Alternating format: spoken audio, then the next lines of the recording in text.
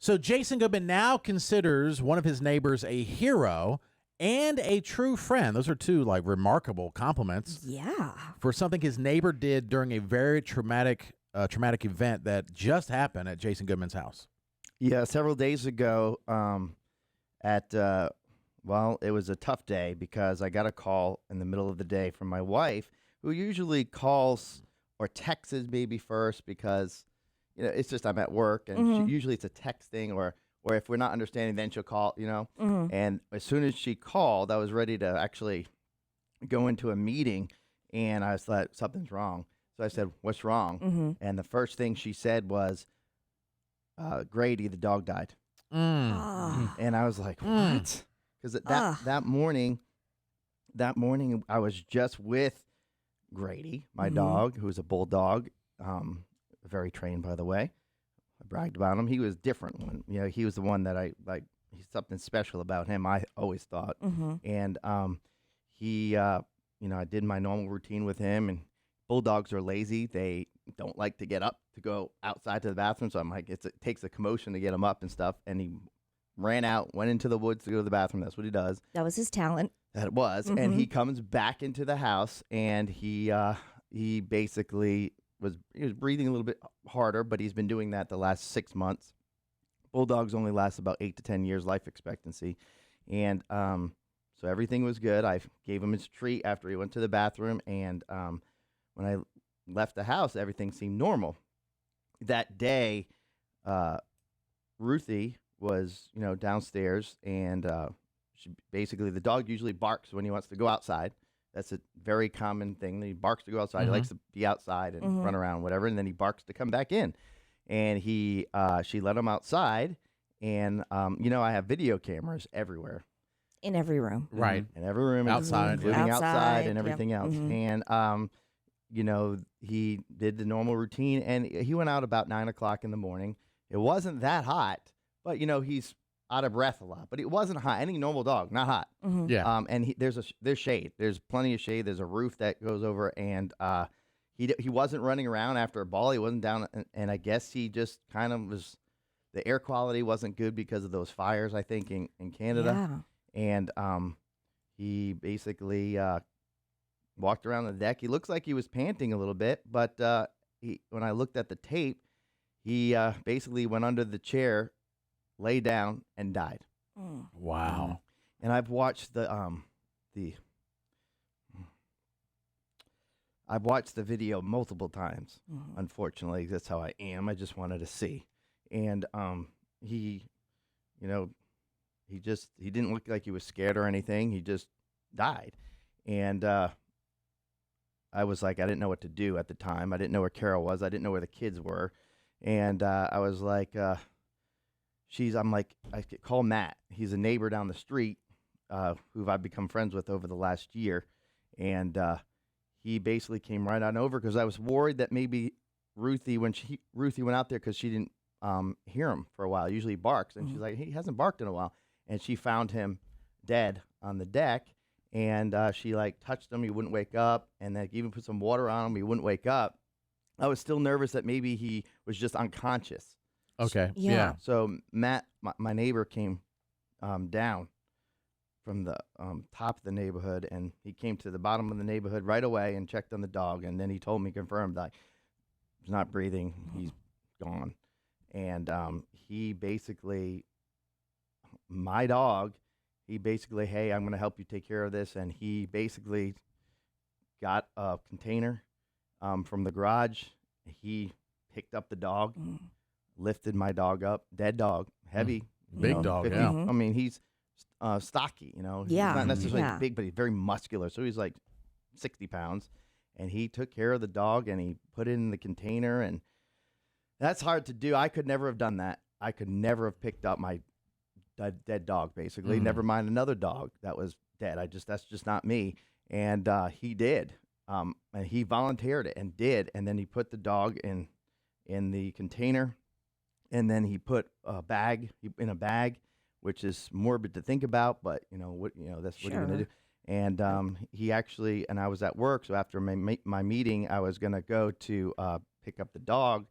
we had him brought to Guilford College Animal Hospital Mhm, because mhm. they that's where he goes, and he had it in the garage. He took the dog heavy dog from the deck after he put it in there, put it in the garage, and had it kind of on a little forklift type thing for me Oh, to. wow. Yeah. And then I got home, and then I put the can. It was like in a big can, an extra one that we had, and put it in the car, and that was very surreal, I could say. Yeah, it's got to That be. my dead dog was right near me, Hmm. and I even looked in the can. It's kind of weird because then you see like the fur popping from the bag, Mm. and it's just Mm. like not normal. Mhm. And Yeah. then we, sorry. It's okay. So then I drove Grady to Guilford College Animal Hospital, kind of said my goodbyes, and then even bringing him there, it's like you see the outline of the dog in the bag, the legs and everything, and it's just not normal. Mm-mm. But he passed away, and it's something that he did on his own. I thanked him 1,000 times, and he like said something that was like pretty remarkable. He said, "My neighbor Matt is like, I was glad to do it. I'm glad I could help you," Hmm. and that's very difficult. I don't know if I could do that, and so it's been tough. Without the dog, you always miss something when they're not there. I wish I had one more day with them and all that stuff. I looked at the tape of me in the morning with him again because I think I shared it with you, Katie, too. Yeah, I you was did. scratching Yeah, him and all yeah. that stuff, the normal routine. He looked normal, and you even shared, Jason, that I thought it was really sweet, but you didn't think about it until after he had passed about the lunch meat. Yeah, that's true. We got lunch meat, and my wife is very weird about textures and stuff. Mhm. And she's just like, this one's no good. Don't get that one again. I'm like, okay. And I'm like, I'm on this diet where I don't eat lunch meat because it's heavily processed. And I said, you know what? I'm going to give it to the dog. That morning I never give the dog like table food because he's not good with it. And I gave him all of it. And he loved it. It was like the happiest thing ever. But ultimately, I think he passed away Yeah. because I noticed the day before he threw up clear liquid. And he does that sometimes when he drinks too fast. But this time it was a little more. And I'm like, that's odd. I'm going to keep an eye on that. Come to find out, when I went to his dog bowl, there was tons of clear liquid in the dog bowl, too. Oh. He also was evidence of clear liquid out on the deck after the fact. So I think he was extremely dehydrated, and Yeah. something was going on with this underlining clear liquid. Because I mentioned, I'm like, this is more than usual. Like, this seems like a lot. And I think somebody mentioned he did it earlier in the day. So I'm like, And he had a lot of liquid. I think he just was outside, and it wasn't that hot for any normal dog. And like I said, I could tell he didn't have much time because he was breathing hard. Bulldogs have like breathing to get worse and worse as they get over their breathing. They're lazy because of the breathing issue.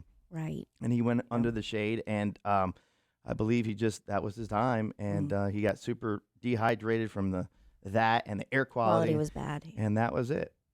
Yeah. Wow. Well, sorry for your loss. So for sorry, your family. Jason. And It's- it's hard when Katie's dog passed away. I get it, but I get it even more now when this happens because it's like it's like turning on a light switch when the power goes out. You still keep turning on the light switch. I swear to you, the last several days, I think I hear him. I hear him in the. Great! It doesn't process yet. You know what I mean? And the routine's messed up. And then the weekend's even harder because I'm home. And then Sunday night, last night was hard. Yeah. It is the hardest. They are your best friends and members of your family and a part of your routine. And they are the most loyal, loving creatures on the earth. Yeah, and he never. And even my wife was like, I'm sure she's upset. She's more upset than ever because she probably feels as though she didn't say goodbye. And so there's pros and cons to both, right? it's unexpected. Yeah. Yeah, when it's unexpected, part of me feels like, well, he wasn't like in pain. He went, he went right away. He wasn't like he couldn't control his bowels. He was a little sore sometimes walking down the stairs, but he did, and he just passed away. So I think it hit Carol and I the hardest. Ironically, the kids the least. I was going to ask how She's Everly is, because she's how 6? Yeah, she's 6 years old, and she loved them. And but I don't know if she's processed. She's just not there, understands the whole thing. But she really didn't take it too bad, and neither did my son. I think Carol and I took it the worst. I think that is probably normal, as odd as it feels. I think just from what I've experienced, I guess it's normal. I don't know. It feels raw, to think, how do you not miss him the way that I miss him? And but you were attached, know, and you cared for him and gave him the best life, and you were worried for his well-being, Yeah, it's like a family member. I know it's weird to say, and It's not weird. No, it's true. I keep telling myself, because when I think about it, when I think about the missing, that's what's happening. Basically, certain routines are missing. Even going to work in the morning, I get up earlier because I have to, take him out and this and that. And it's like, wait a minute, I feel awkward. But yeah, it was, I say to myself, well, it's a dog and this is life. And it's true. That's what happens.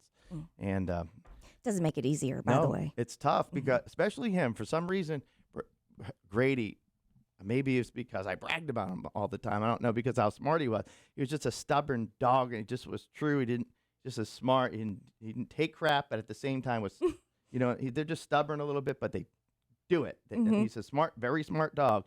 No potty training problems, nothing. So that's that. So I get when I was in Savannah and your dog passed away, and I was asking about the ratings next. I think that was a nervous habit. I remember that. But it's okay. It's okay. It is the hardest, and I don't think you know. You don't know until you know. And then you have empathy. You can intellectually have empathy, but then Sure. when you feel it, the emotional, maybe that's not even the definition of empathy, but you can intellectually understand it, but then you can really empathize when you've been through something similar. Yeah, it is tough, Jason. I'm very, very sorry. Thank you. But at least I do have that video of me with him. That's one of the benefits of your weird obsession with cameras. That is true. You do have that. That is definitely a benefit. Yeah. I haven't made my decision yet. I don't know what it is of why I keep watching the death part, which is kind of morbid. I don't know why I'm doing that. It's kind of OCD.